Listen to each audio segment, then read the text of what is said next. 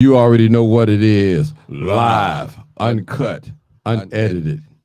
All right, this is where we Tell the truth and what? and shame the devil. And I love being black. let me say that again. I love being To black. all my people that's watching and listening. If you don't know nothing else about me, I love being black. that's what I want you to know. I love being black.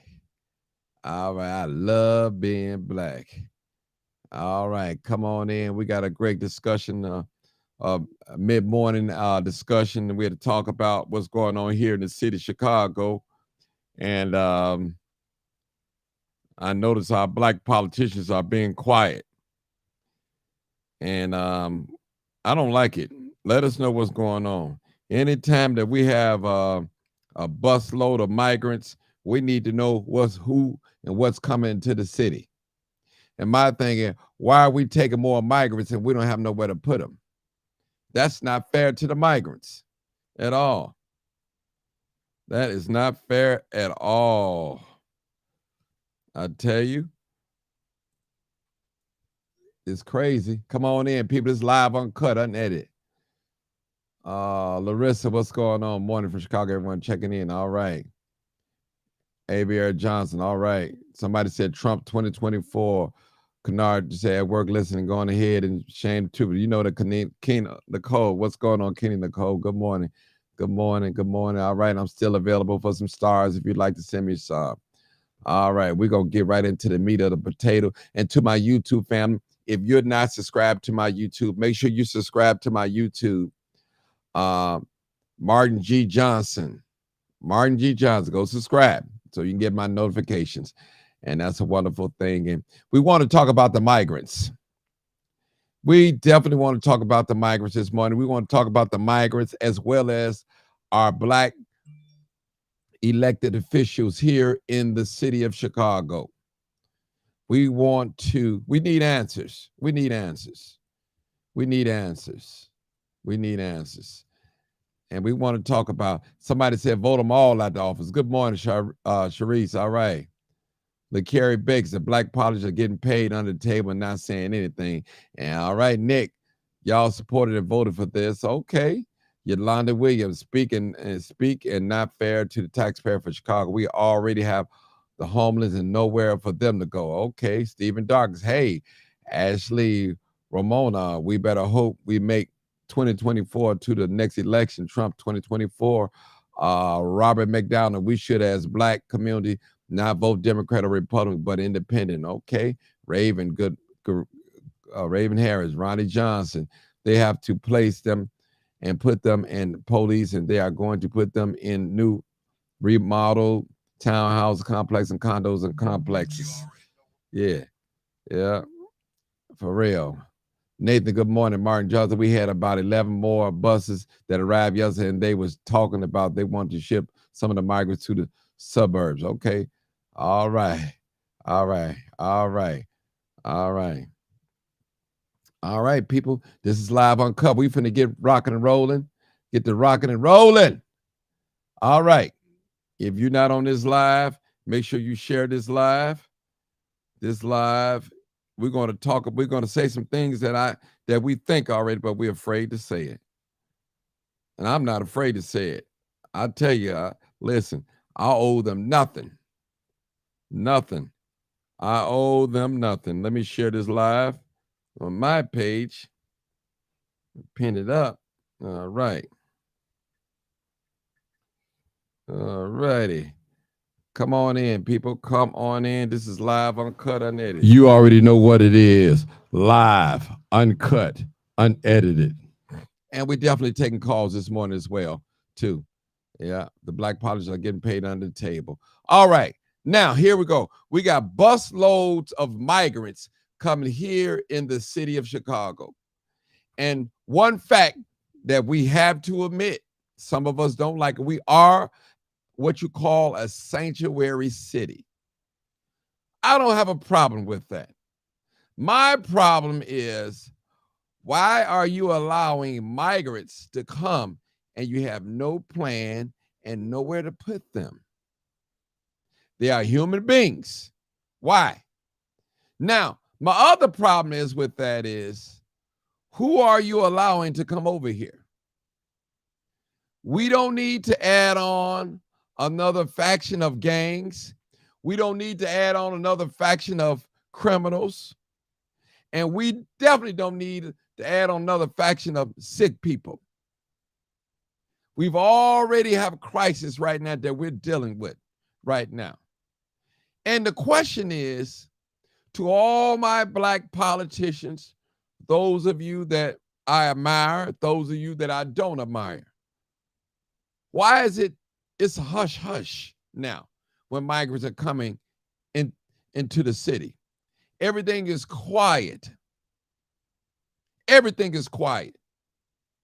How are you, and I'm talking to the Black politicians, going to fight the homeless crisis among the citizens first? What are you doing about that? I heard a gentleman say that the people here in the city of Chicago is not really homeless. And I wanted to stop that man in his tracks and say, sir, are you really serious? I've never seen Black people so in a rush to help other people, and they see their brother every day downtown shaking a cup, homeless, won't buy him a meal, walk right past him. And for those Negroes, and I said it, that think that you have arrived, you're degreed, you're in corporate America, you have your home and your family, your church home. What about your brothers and sisters whom you walk past every day? The ones that's in the hospital, whom you never visit. The ones that is in prison, whom that you never accept their call or put anything on their books. The ones that are homeless with your 6-figure bank account, and you won't help nobody. I'm talking to you. How dwelleth the love of God in you, and you call yourself a Christian, you call yourself a Muslim, but you stingy. You won't help nobody. You won't do nothing for nobody. You won't hand out a favor. You see your brother and sister coming from the mosque, from church, and you ride right past them, and you purposely keep your head straight so you won't lock eyes with them on the bus stop or at the train station when you're driving by. To my Black politicians, what are you hiding? Have you ever noticed about politicians, when they come to a function, they always pretend like they're so busy. And, well, I got another prior engagement. I just want to stop through, because they don't want you to corner them. They don't want you to ask them, why?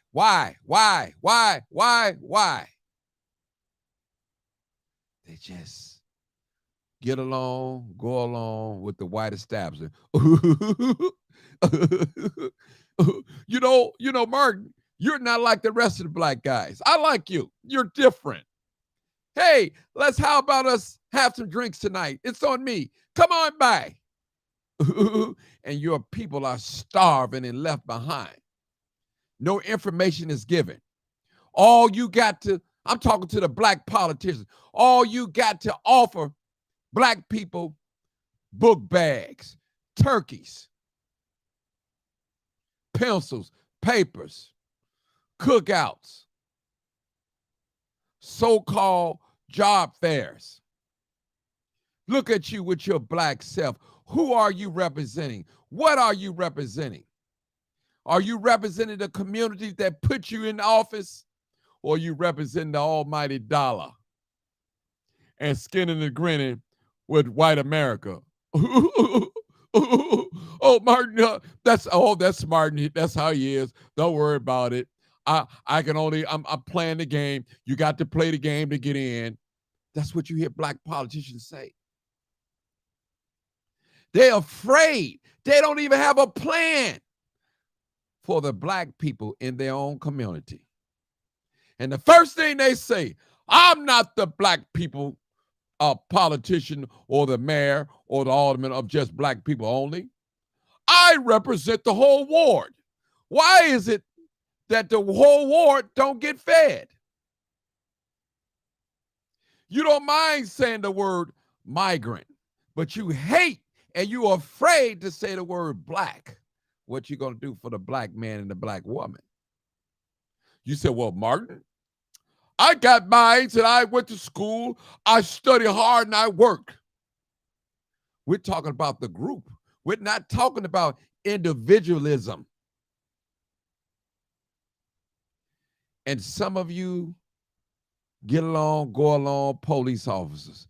You allow the white cops, and I'm still on subject, to do your brothers in.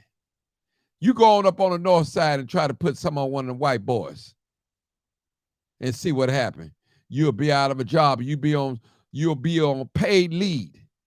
But you allow them to come in Inglewood and Roseland and South Shore, Auburn, Gresham, and on the west side, frame young black men and women because you think less of them. You allow this. Black politicians, you allow the white politicians to make decisions for your people, and you have no input. You just sitting there, skinning and grinning. Yeah, you're right. And saying nothing. And when somebody like me come along and shake you up, you say, I got a problem. I'm an angry black man. Yes, I am an angry black man. When I know you got the power and authority to change things, and you won't exercise your power because you are afraid. But a new day is coming. It's coming in. How long, black politician, you going to keep skinning and grinning, going along, getting along, and don't do nothing for your people? Remember, you got to come back to the black community. You're not going to always be in that position, in that office. And we don't want to hear that stuff. Give him time. He trying. We don't want to hear that. If our LGBT community can get something done, get something out of the deal, if the migrants who can't even speak the language can get something out of the deal, don't pay taxes, never contribute anything to this country, come in this country and flourish and break laws and rules and drive a car without no driver license, but you want to pull me over and write me a ticket. When are you going to stop skinning the grinning black politician? Somebody said, well, I'm going to blame it on the Democrats. And as I said the other day, Mr. Democrat, who are you representing? Are you representing the Democratic Party or are you representing the black people? Which is more important, the people that you serve or the party that you serve?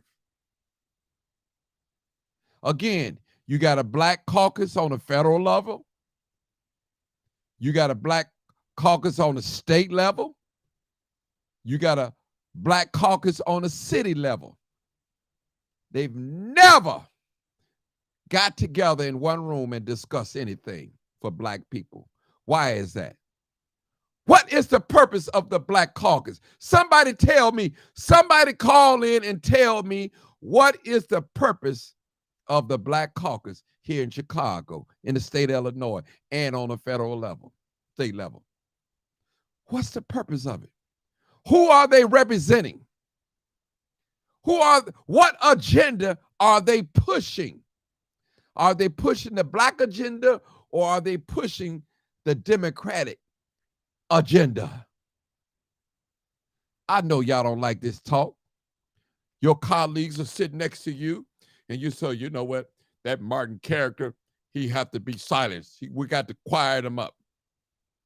Well, I'm on an assignment. And I know that no weapon that's formed against me shall not prosper. For greater is he that is in me than he that is in the world. I'm more than a conqueror. I'm in war. And when you're in war, you're in competition. It's live or die, swim or sink. My people are crying. My people are not just begging and looking for handouts. We want to be in a position where we can give handouts, not always in a position where we're looking for handouts. How can a man and a woman come to this country, to this city, can't speak the language, and if they can't speak the language, they can't write it, and they can't read it, and come over here and outfox us, those of us that's born and raised here? Either something wrong with us or everything is right about them. Can't get ahead in this country. Just in this city alone. And I'm not against no human being being homeless or hungry. I don't have that type of heart. I don't have a cold heart toward any human being. But I firmly believe in charity begins at home first. As a man, if I'm dating a woman and she have children and we're shacking, living together, and I'm paying bills in her house and helping her with her children, and my children are homeless, foodless, clothless, I'm worse than an infidel. How can I play father to another woman's children and my children out there are fatherless? I know y'all don't want to hear it. I got a caller. Hey, caller, come on. I'm going to let you come in real quick and let you speak. Come on, caller. 8227. Come on, caller. Caller? Well, just stay there then, caller. Let me finish talking then. I'm speaking to my black politicians. When are you guys going to step your game up? Shoot. Martin, I'm sorry. You got to hold up, brother. I got to hold it now. I'll come back to you. Yeah, I know. Right. I'm just used to you calling me sorry. Okay. I didn't be calling you my phone number. Okay. I'm sorry. Listen. People are leaving the city of Chicago. They are being forced out by the gangs, by the drugs, by the crimes, the carjackings, by gentrification, being redlined, by the migrants. Now, have you noticed, people? Some of us here in the city of Chicago, in the state of Illinois, we have been on the Section 8 waiting list for years. Now, our number is being pushed back. It's being pushed back. Is that fair? Because we got migrants coming? So we should be homeless. We should take a back seat and allow migrants to come in our city where we pay taxes, where we was born and raised, and get all the benefits and be quiet and don't say nothing. Now you're going to try to play on this God complex now. Oh, aren't you a Christian? Yes. Well, my Bible tells me that charity begins at home. That's what my Bible tells me. Now, what Bible that you're reading from, Mr. Black politician? Now, we're going to have to hold Brandon Johnson accountable, people. We can't give Brandon Johnson a pass because he's a black man, and y'all know I love being black. I love being black. But we're going to have to hold his feet to the fire. This live is not about Brandon Johnson. It's about all you black politicians that call yourself representing the black race, the black community. You want to get on your job, or we coming for you. And one thing I notice about politicians, I've learned this, is two types of people that they cater to. And one, the white folks. And number two is the one who they most fear, and them the white folks. They don't fear us. See, people, as black people, we have to learn how to punish them. We shouldn't have to wait till they term over and get them out the office. We need to punish them now. We got to find a way to punish them right now where we don't get what we want. So you telling me we putting into a system and we can't get nothing out of the system. We're not just beggars. We pay taxes like everybody else.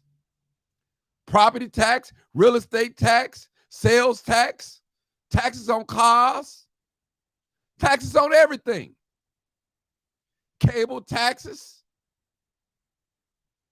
We put in and we can't get nothing out back. This just more than a Democrat and a Republican thing. It's more than that. All right, let my brother come in. Come on, Sarge. Get to the point. What's going on this morning, Martin? I hear you.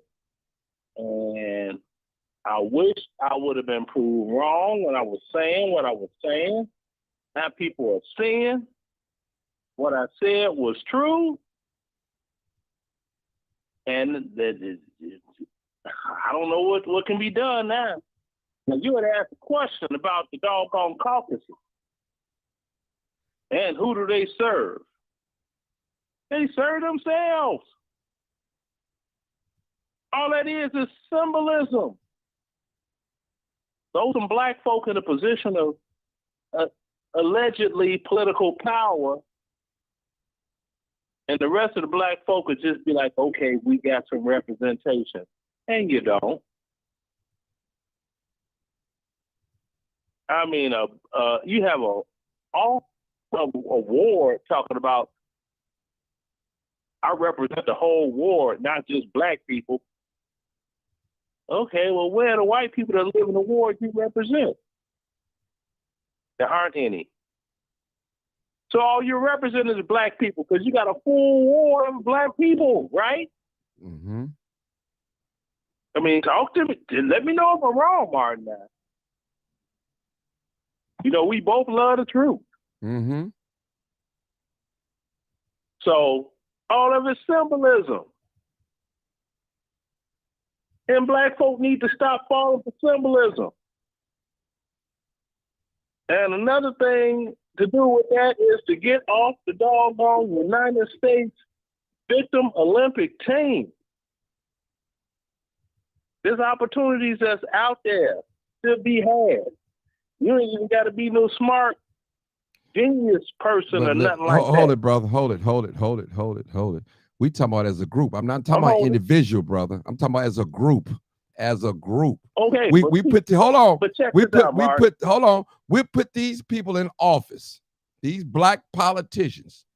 We vote for them. What are we getting? What are we getting? We're constantly putting things into the system. We're pouring into the system. What are we getting back?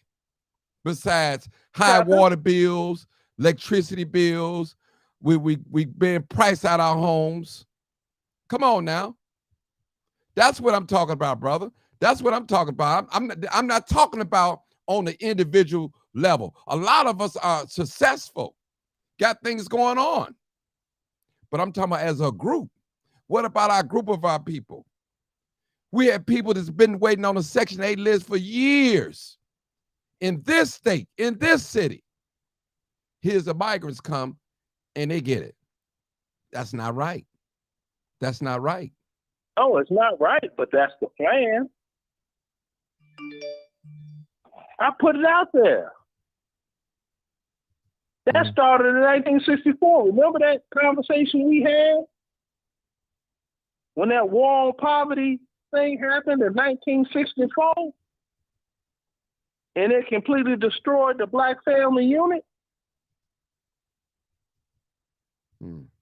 That started way back when and then. See? And people need to recognize it. Don't look at the right. Now, I'm not saying don't look at the right now. The problem is you look at the right now problem, but study the history of the causes of the problem. And when you find all that out, then your answer is right there. Hold it, brother. I got another call. Let's see what this caller got to say. 804 area code. Come on, caller. What you got to say? Hello. Hey, how you doing? Hi, how are you doing today? I'm great. Good. So my first visit to Chicago was this past December, and I was very impressed with Chicago. And what surprised me, I didn't see a lot of homeless people in the downtown area. And I was like, where are all the homeless people at? You know, maybe they put them up for the wintertime. I don't know. And I just actually visited Chicago this past weekend, and it was a drastic difference. I literally had to walk over top of a 3-year-old little girl laying in the sidewalk. And I'm like, wait a minute, we're just walking over top of these kids. Like, and then every corner there was somebody else sitting on the corner. And I noticed that they were foreigners. I did not know the situation. I asked my Uber driver, I said, why are there so many homeless people? He said they're from Venezuela. And he gave me the history, but I didn't know anything about the migrant situation.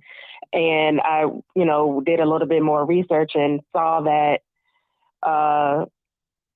the Florida and Texas governors were sending the migrants to the Democratic states, which I can see both sides of the story. I can see the frustration from, those Republican states having to always take care of the migrants. And then they're saying, well, if y'all want these protection for migrants, we'll ship them to y'all states. But that was inhumane. And it's not fair to the residents of Chicago and in New York as well, and the other states that these people are being shipped to. I don't know what the solution is because they're here now, but it's not fair to the residents that, the resources are not being put into the people that are there.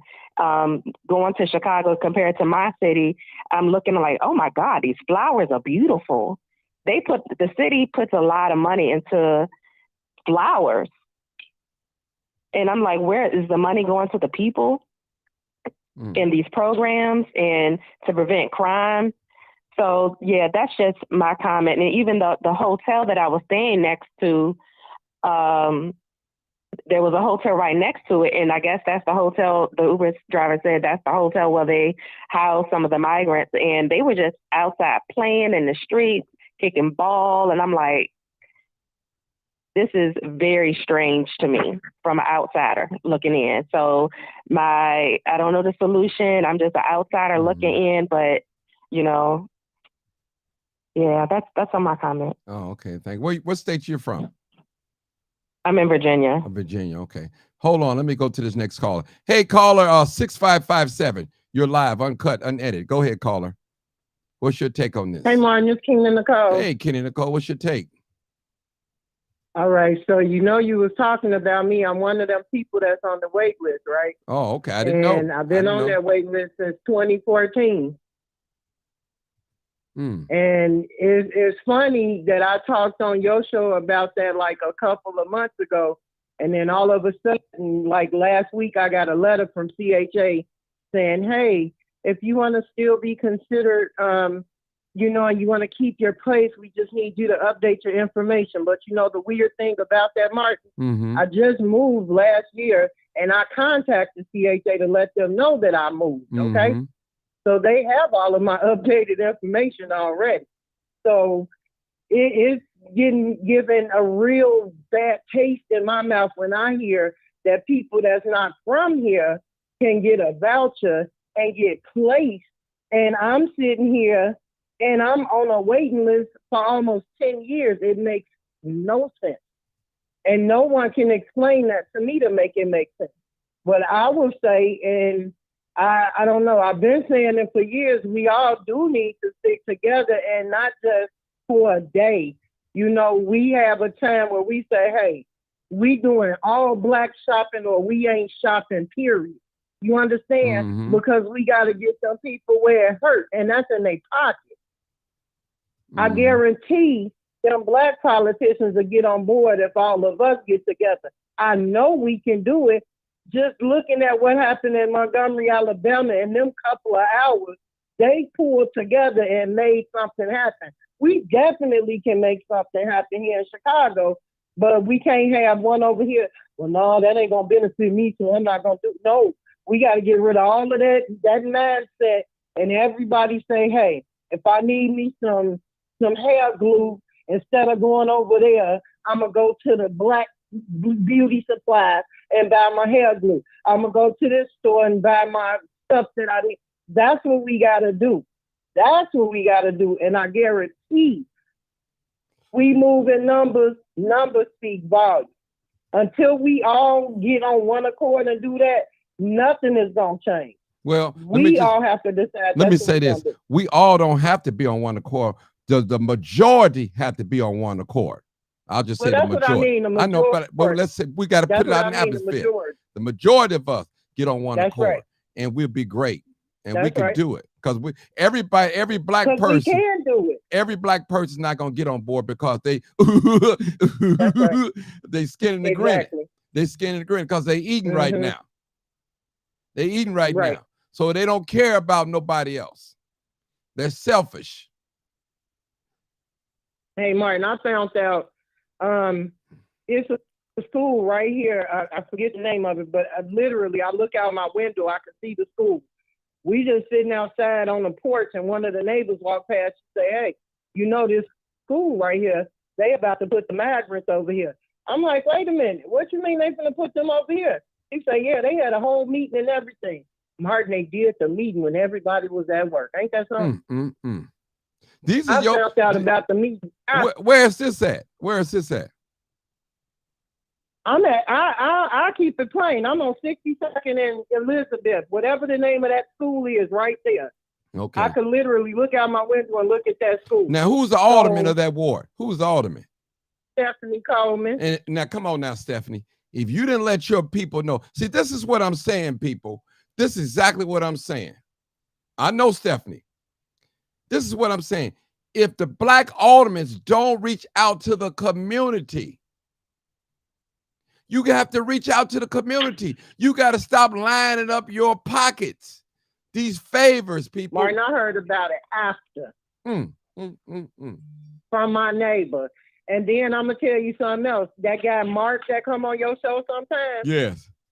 He was the one, when he was down there, when they was voting on that 51 million. Yeah. He was talking about the different aldermen that voted for it. Stephanie voted for that too. Mark said. Man, I'm telling y'all. Let me go to the next caller. Hold it. So it's 8749. Hey, caller. 8749. Hey, what's up, Martin? Can you hear me pretty good? Yeah, go ahead. Hey, so I know I'm catching on to the show late, but I just wanted to say a couple of things. Hello? Yeah, go ahead. I'm listening. Oh, yeah. So I don't know if you heard about Florida's new law, SB 1718. No, but talk to us. Explain. Tell us about it.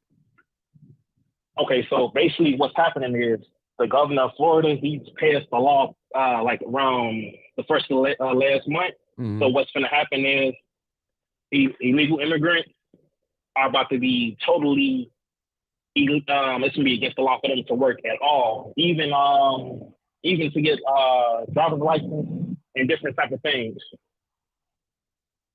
Well, now, did you hear about Did you hear about in the state of Illinois? I think they're trying to pass where they can give the migrants a work permit. Here, right here. Yeah. So that plays a part of things. So I got a couple of family members that actually stay in Florida. So, and they work in construction. And a lot of the immigrants was working in construction, but the law says if a construction company has more than 25 employees, they got to get rid of them. Well, we talking about Illinois right now. I understand what's going on in that Republican state. This is Illinois. Yeah, I understand. But I'm going to tell you how it's going to play a part. Well, let's hear it. Come on with it. So what's going on is it's a lot of talks going on that the people that can't work no more, like the people down there that can't work in the farms, can't do construction no more, they're like, I think it's volunteers, or I think it's government agencies that offer them a free ride to New York or Chicago. Okay, possible. So now we're about to get hit with more immigrants. Right. Now, I want to ask all you guys a question. Where are they taking these immigrants to? Well, I mean, do they have enough room for these immigrants to?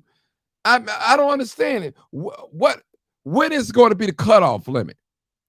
The sister said from out of town, she was walking over people.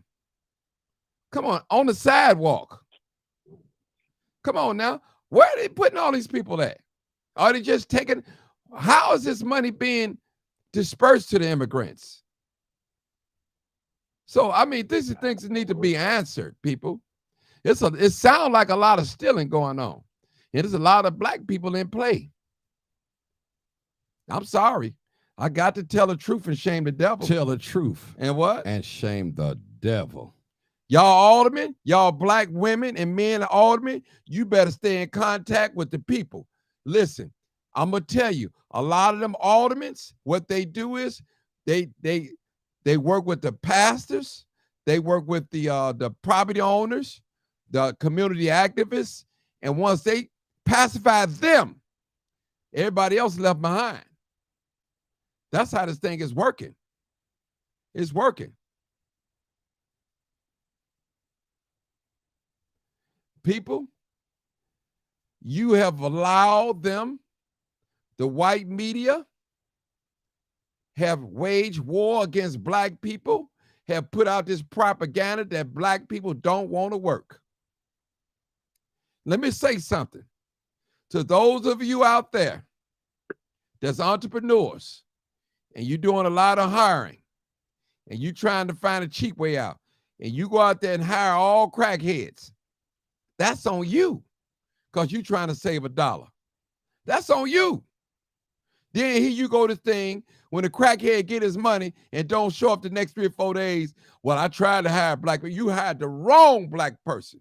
Hire somebody and pay them right and see if they come to work. Come on now, somebody talk to me. Don't go out here and hire these handyman and you know they only good for a job or two and they gone. They're not trying to stick around. You know it. It's like going to get your brakes done from an alley mechanic. He don't have all the tools. Now you got to go borrow 2 just to take off a caliper. But you saving $1. That's what you're looking at. And when he don't do it, the same day you bring it to him, he take 2 or 3 days later, now you upset. That's why I don't go to the black man. Look who you hiring. Look who you getting to work on your vehicle. Who are you surrounding yourself with? Who are you spending your money with? You pay for what you get. Seriously. Black people, your black aldermen have sold us out. They are afraid. Money is the god of everything to them. Prestige, accolades. That's what they want. They're not going to stick around in the meeting too long. They're going to put a time limit on how long you can talk or how many questions can you ask them because they feel like they know you're on to something. I got to tell the truth and shame the devil. Come on, Sarge. You've been patient. Yeah, like I said, that's in the plan, the 1964 plan. Now the thing about it is, people need to recognize it and get up off and away from that thing. Now I heard you mention individual success. If the majority, not 100%, because everybody can't win, if the majority do whatever they got to do for individualized success, you know that'll have the money in people's pocket for when they be out someplace. And if they see someplace or see somebody and they in need, you can put some money in their pocket to make sure at least they ate that day. See, that's what the way I'm looking at it. I mean, it's like something that just happened a couple of days ago, Martin. Mm-hmm. I was interviewed by, it's Grammy Award winning Chicago house music DJ. We were talking. There's a hotel downtown Atlanta. And his wife was asking about soul food restaurant recommendations. And I told her, I don't really do Atlanta like that. She's like, why? And I showed her example. She was like, I noticed that. I was at one side of the conference table, Martin. I walked to the middle of the table, and there was only about 3 chairs. Then I laid on the floor like I was homeless, reaching up. Yeah, you got a couple of dollars for me? Then I got back up and got to walk into the other end of the 3 other chairs. That's how close you got homeless and affluent down here. And she was like, I noticed that. It's like, okay, this is supposed to be a 4-star hotel, but if you go right around the corner, yeah, that's what's going on. They don't care. I even told her when they had Martin Luther King celebrations every year, the city do a whole sweep. Ebenezer Baptist Church in that whole area, and they move all the homeless people out just for appearances. I guarantee you, Martin, if I had the resources to fly you down here for the weekend, not Labor Day weekend, because that's a known holiday weekend, any non-holiday weekend, be like, let's go down to Atlanta. They got a Harold's Chicken down there and everything. You got Nancy's Pizza, just like Chicago. You won't miss no Chicago food. When you start seeing these elegant places, then half a block down the street, you got homeless folk. And Atlanta's supposed to be the marquee black city. Didn't T.I. call it Wakanda? Didn't he? Mm. But he live in Henry County. He don't live in Fulton County. See? This is what people don't realize. You got this rich rapper talking all this. Yeah, Atlanta, because we don't live close to Atlanta. Sarge, we need to get back to the point. We need to get right back to we got to get back to it now. The point is that's the plan that started in 1964. And if you want to be a politician, black, and in power, one, your chances are exponentially better at getting that political position if you're a Democrat opposed to being a Republican.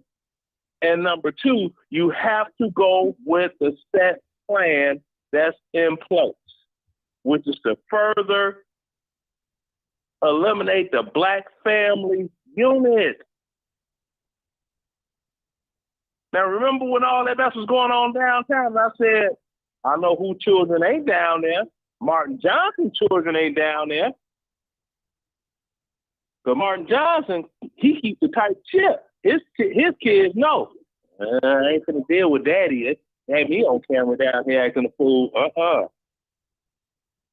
See, it ain't enough of that, Martin. Yeah. Well, let me get back. It ain't enough of that. All right, let me get back to this, Sarge. All right, let's get back on these politicians, these black politicians. I'm not going to let y'all escape from this. If you know, send this live to your elected politician, your alderman, whoever, your mayor, whoever he is or she is, Senate, your state representative. You have to represent Black people. If your ward is majority Blacks, why aren't you representing us? Why aren't we hearing things? Why aren't we knowing things about the migrants? We hearing things when the door is closed. Why aren't we knowing their next move? How are you guys financing? Where are you? What is your plan to put them? How are you screening these migrants? What are you going to do if the migrants get caught in a crime? Are you going to send them back? Are you going to jail them? What are the plans? We need to know the plans. We need to know the plan.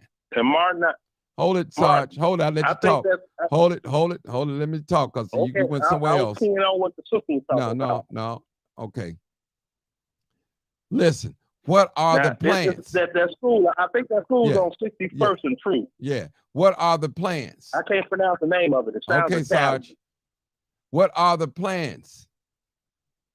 What are the plans that you guys are planning to do with these migrants? What are the plans? We don't know. A busload of them came in yesterday.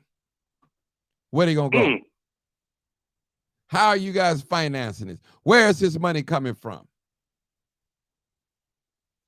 Our Black sisters with babies been waiting to get on Section 8 to get their voucher.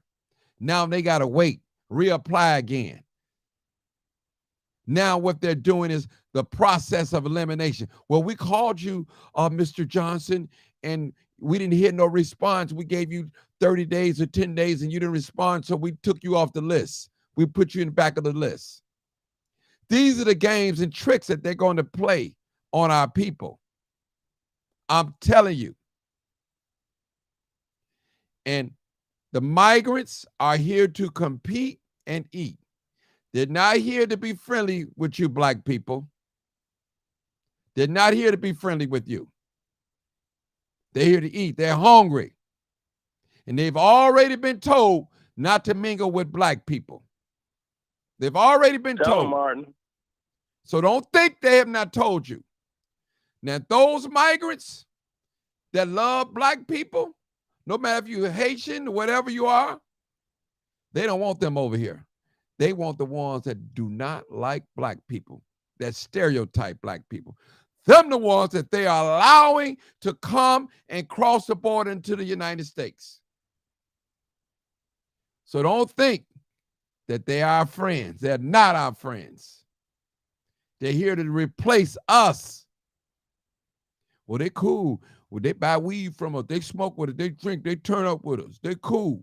No, they're not cool. You know what have being nice have gotten us? Nothing. Nothing. This is wartime. War means to compete. That's what war means. To compete. I got another caller, area code 309. Come on, caller. 309. All right, I'm here. Come on, let's talk. What you have to say for us? Hey, so what I want to say, well, my name is Cedric. Hey, Cedric. And what I want to say was that the biggest thing is educating our people, right?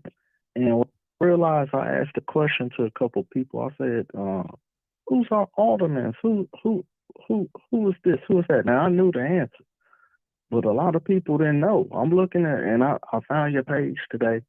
I found a lot of people got to know about all these things that's in the city and things like that. Now, look, I just retired from the military, 23 years. I've seen all these, we talk about the immigrants coming to the city. I then went over there and saw them over there. And the biggest thing is the government is that when they come to our town, they come to our places, this is all about money. They're making money. People are getting money for these individuals to be here, right? And that's the thing. The United States is behind when it comes to we in debt. All these other countries got more money than us. This is big. So guess what? Chicago, you know how Illinois is. You know how Chicago is. Chicago want to make money. That's what it's really about. So guess what? Pull our people in. Pull these people in, and house them here. Now we got. Now I'm from the Wild Hundreds originally, and I'll tell you something. I'm gonna get back on topic. Argyle Gardens, right? Y'all know Argyle Gardens? Yeah, we're familiar. That's built on a chemical ground. I remember right? That was originally built for African American soldiers, and they started dying and having cancer and all of these things. And one thing I said, I was like, hey, I had my godmom passed away, and I said, look, why don't we move the people off that chemical ground, bring them back to the Wild Hundreds, clean up all these houses, which the people are moving in, taking over those houses, and why don't we help our own people? So that's not happening. So guess what? Immigrants are coming in and getting the money, but it ain't going to our community. And then one thing that I brought up Argyle Gardens when I reached out, Obama was in office, and they said, you know what? The reason why we not rehabbing the Wild Hundreds, the reason why we keeping people there in Argyle Gardens and they're getting sick, is because our people didn't have education, and then they took money. They said, hey, tell you what, we'll let your rent stay low. We'll let you stay there forever for $25. And people took that over again, lawyers and having an education that this is what's happening. So I'm glad you're putting this out. I'm glad that, we got to get out there and tell people what's going on and actually get to these offices and let these aldermen and all these officials know, hey, this is what we need from you to help. There's a lot of things. I'm going the celebrity basketball game this weekend with Twister and Creative Scott talked about a couple of things. We got to get information out to our people and let them know that it's important. So that's all I got to say on that. Okay, thank you for your comment. That's the comment, and thank you for the comment. There's a lot of truth in what he said, especially about the Argyle Gardens. I mean, that's nothing but chemical land out there. That's it. Chemical land. The brother never lied. And that's exactly what it is. I tell you. But like people, they put us anywhere. Because we don't have the education and we don't know. And those that can tell us, what are they doing? Laughing, grinning and skinning, and going to the bank. Now, what good is it if they pay Martin Johnson off to be quiet and I say nothing and let my people perish because of lack of knowledge? And I got the knowledge. God gonna hold me accountable. I got this knowledge and I won't tell you. If I tell you that if you go behind door A, there's a man or woman waiting to blow your brains out, and I don't tell you, now I allow you to enter into that door and get killed. Shame on me. The blood is on my hand. When were we going to stop allowing money to sway our beliefs, to help our own people? When are we going to stop? All the money in the world is not going to stop you from dying. Now, they can make you have a good time, but you can't buy love. You can buy a good time, but you can't buy love. Somebody described it like this. I believe it was Job. He said, naked I came and naked shall I return. All the wealth that you have, the material things that you have, young lady and young man, they only lent to you for a little while.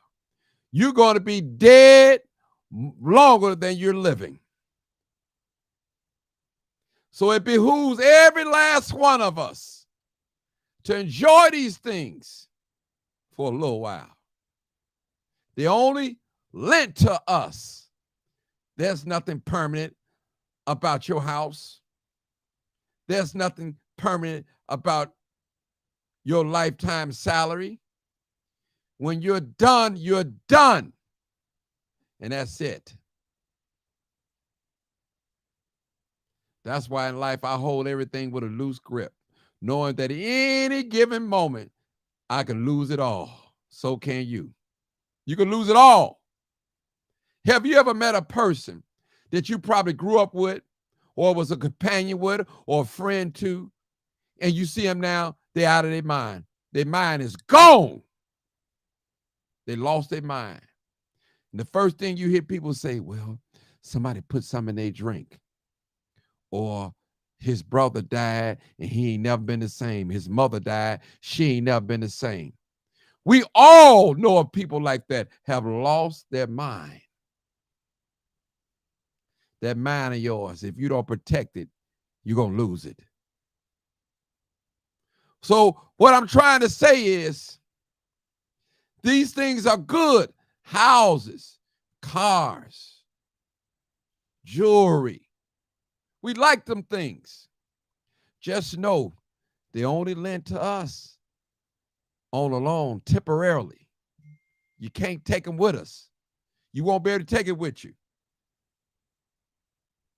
So be careful. Some of us, we got clothes in our closet that we'll never wear, that have tags on it, that we have purchased. And we so selfish, we won't look out for nobody. We rather for them to get mildew and sit and collect dust before we bless somebody and help somebody. Sad, just like a politician. You'd rather see your people perish. I'm talking to the black politicians. All that information you have. At least you can say to the black community, I don't have the power to bring change, but I got the power to let you know what's going on, to give you information. You don't even give us the information. You skinning and grinning and laughing, getting along, go along, drinking at the local bars, going to White Sox game, Bulls games, to the ladies basketball game. Skinning and grinning, and your people out here dying and slaughtering each other in the street, and you got a solution, you got an answer, but you afraid of what other people are going to think, to lose a little position that you're not going to hold, a position that you have no power to exercise true authority. You just a face, you just a body in a position and can't do anything. Why you think you don't see black dominant men in these positions? They look for soft men, well-spoken, but they don't want them to be dominant. They'll take a feminine man and put him up before masculine men to demasculate us. And I'm going to say what Farrakhan said, you can't be no punk leading our people. We don't want no punks leading our people. We need a man that know what he wants, that got a plan, that's willing to fight until the last drop of blood running in his body. A coward dies many deaths. A soldier only dies one time. It's wartime, people. War means to compete. Everybody's not our friend because they come in the community and lecture slide with us. Go into the black restaurant and get some barbecue. Or come to our local congregation and sing a hymn talking about amazing grace. They plan, people. They plan on our intelligence. When are you going to stop praying and start being in action? We respect prayers, but praying and don't do nothing don't go together. They got black folks don't even want to be rich. They're afraid to be rich, afraid to get money.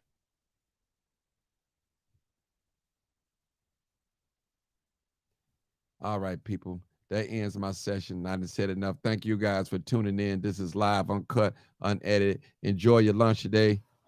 You already know what it is. What is it? Live, uncut, unedited. This is what? Tell the truth. And that's what we're going to do. Shame the devil. Tell the truth. And I'm going to tell you, let me say this again to those that's listening, young and old. No matter what you see, no matter what you hear, And no matter what you feel or what it appear to be, don't ever let nobody tell you, I love being black. Love being black. Don't let them shame you of being black. Don't let them put that on you. Because we all are not stealing. We're all not robbing. We're all not killing. We're all not prostituting, gangbanging, selling dope. We're not all doing those things. So don't never let them take that from you. Being black, melanated, if you want to call it, brown skin, if you want to call it. Never let them take that. Let them never. Martin Luther King said it. If your back ain't bent, they can't ride you. Can't ride it. Stand up. Stand up and believe in who you are. We are a great people. We are a successful people. They have waged war on our downfall. But we're still rising, people. I love being black. I love being black. I'm gonna go a little further than I love my full lips, my broad nose, my caramel complexion, my kinky, beautiful black hair. I love it. My brown eyes, black eye. I love it. And can't nobody convince me otherwise. I love it. I love it. I love it. And you should too. I love being black. Black love, black unity, black power to the last hour. Race first. Race first. Black